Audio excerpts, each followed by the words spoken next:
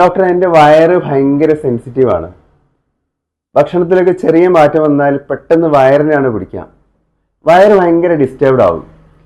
കൂടെ കൂടെ വയറ്റിന്ന് പോകാനുള്ള ടെൻഡൻസി വരിക. പെട്ടെന്ന് ടെൻഷൻ വരുമ്പോഴത്തേന് വയറിനെയാണ് അത് ബാധിക്കുക.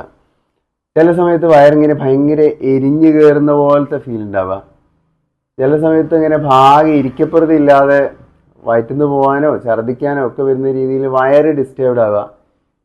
പൊതുവെ ഈ ആങ്സൈറ്റിയുള്ള, ടെൻഷനുള്ള, സ്ട്രെസ് അനുഭവിക്കുന്ന ആളുകൾ, ഭയം ഉള്ളിലുള്ള ആളുകൾക്ക് വയറുമായിട്ട് അഭേദ്യമായിട്ടുള്ള ഒരു ബന്ധം ഈ പേടിയും ടെൻഷനും ഒക്കെ നിലനിർത്തുന്നത് നമുക്ക് കാണാം.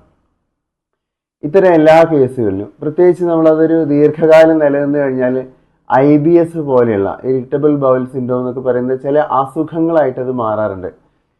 നമ്മൾ മനസ്സിലാക്കേണ്ട ഒരു കാര്യം, ഒരുപാട് എൻഡോസ്കോപ്പിയും കോളനോസ്കോപ്പിയും പല രീതിയിലുള്ള ടെസ്റ്റുകളൊക്കെ ചെയ്ത് പരാജയപ്പെട്ട് വരുന്ന ഒരുപാട് കേസുകൾ, IBS കേസുകൾ നമ്മൾ ഹാൻഡിൽ ചെയ്യുമ്പോൾ നമ്മൾ മനസ്സിലാക്കാറുള്ള ഒരു കാര്യം എന്താണെന്ന് വെച്ചാൽ, നമ്മളുടെ ഉള്ളിൻ്റെ ഉള്ളിൽ മനസ്സിൽ കടന്നു കൂടിയിട്ടുള്ള ചില ഇമോഷൻസ് ഉണ്ട്.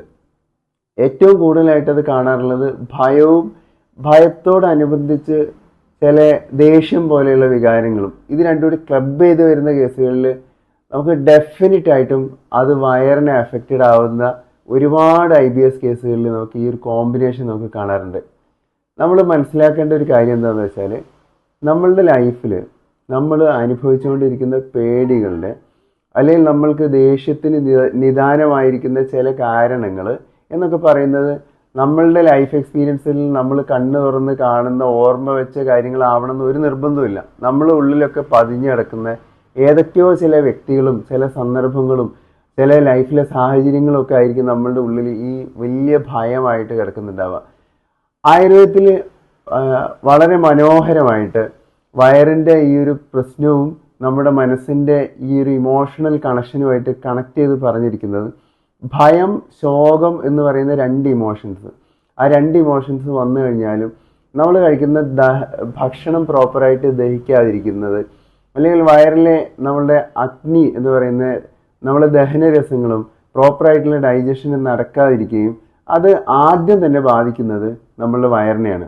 അതുകൊണ്ട് തന്നെ കണ്ടിന്യൂസ് ആയിട്ട്, റിപ്പീറ്റഡ് ആയിട്ട് ഇത്തരം ഭയം ഉണ്ടാവുന്ന, അല്ലെങ്കിൽ ദേഷ്യം അനുഭവിക്കേണ്ടി വരുന്ന, സ്ട്രെസ്ഫുൾ ആയിരിക്കുന്ന സിറ്റുവേഷനിൽ കടന്നുപോയി കഴിഞ്ഞാൽ ഇത്തരം IBS പോലുള്ള കണ്ടീഷൻസ് വരാനുള്ള സാധ്യത ഒരുപാട് ആളുകളിൽ നമുക്ക് കാണാറുണ്ട്. ഇനി എന്താണ് ഇതിൻ്റെ ചികിത്സ എന്ന് ചോദിച്ചു കഴിഞ്ഞാൽ, ഞാൻ നേരത്തെ പറഞ്ഞ പോലെ ഒരുപാട് ടെസ്റ്റുകൾ ചെയ്യും, ഒരുപാട് മരുന്നുകൾ കഴിക്കുകയൊക്കെ ചെയ്ത് അതിലൊക്കെ പരാജയപ്പെട്ടു വരുന്ന ആളുകളുടെ യഥാർത്ഥത്തിൽ IBSൻ്റെ കാരണമായിരിക്കുന്ന, ഭയത്തിന് കാരണമായിരിക്കുന്ന, അവരുടെ ഇമോഷണലി അവരുടെ ദേഷ്യമാണെങ്കിൽ അതിന് കാരണമായിരിക്കുന്ന എലമെൻ്റ് ഏതാണ് എന്ന് തിരിച്ചറിയലാണ് ഒന്നാമത്തെ ഘട്ടം.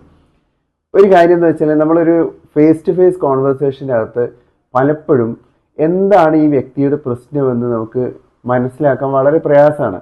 അതുകൊണ്ട് തന്നെ സ്മൃതി മെഡിറ്റേഷനിൽ നമ്മൾ എന്താ ചെയ്യാന്ന് വെച്ചാൽ, ഈ ഒരു വ്യക്തിയെ നമ്മൾ അവരുടെ ഏത് കാലത്താണോ അവരുടെ ട്രോമ അവരുടെ ഉള്ളിൽ കിടപ്പുള്ളത്, ആ ഒരു കാലത്തിലേക്ക് അവരെ നമ്മൾ കൊണ്ടുപോകാൻ പറ്റുന്ന രീതിയിൽ, അല്ലെങ്കിൽ അവർക്ക് അവരുടെ പ്രശ്നങ്ങളെ മനസ്സിലാക്കാൻ പറ്റുന്ന രീതിയിൽ ഒരു സാധാരണ ഫേസ് ടു ഫേസ് നോർമൽ കൺവെർസേഷൻ്റെ അപ്പുറത്തേക്ക് അവരെ ഒരു മെഡിറ്റേറ്റീവ് സ്റ്റേറ്റിലേക്ക് പോയി, ആ മെഡിറ്റേറ്റീവ് സ്റ്റേറ്റിൽ അവർക്കുണ്ടായിരിക്കുന്ന ദുരനുഭവങ്ങൾ എന്താണ്, അവരെ ബാധിച്ചിരിക്കുന്ന ആ ഒരു ഇമോഷണൽ ട്രോമ ഏതാണ് എന്ന് ഐഡൻറ്റിഫൈ ചെയ്യാൻ വളരെ എളുപ്പമാണ്.